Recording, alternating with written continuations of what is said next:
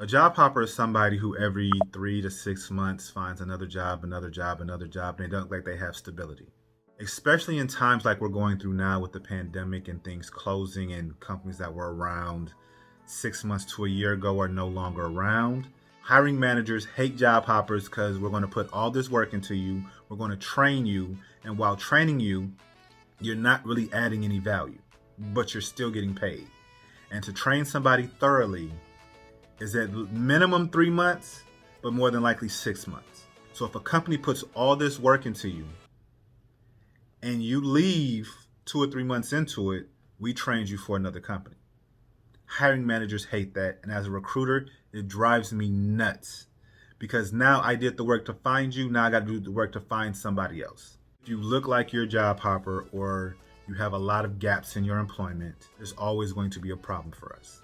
From the recruiting aspect, I want to be completely honest. I have worked a lot of contracts. So on my resume, it actually says contract position right next to the title and the company I was working for.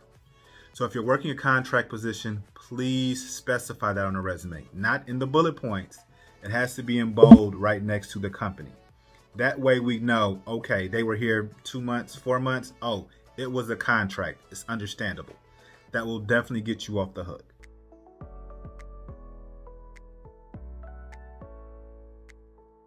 I've still been recruiting through the pandemic, and I hear a lot of laid off because of COVID-19. I've actually seen that on resumes, and that does speak to it. So you can actually put on your resume laid off because of COVID-19. There's a lot of companies that just off the cuff we know don't exist anymore, that all went out of business this past year. So if those are on there, it kind of speaks for you, but you also want to put something on there just saying this is why I was let go. If you were volunteering, kids, school, church, anything, put that on your resume. You can actually use that as a job. I was volunteering at such and such school, such and such church.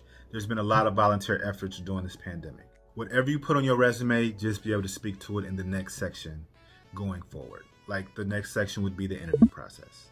If you need help landing the career you want, not just the job you have to take, please contact me today.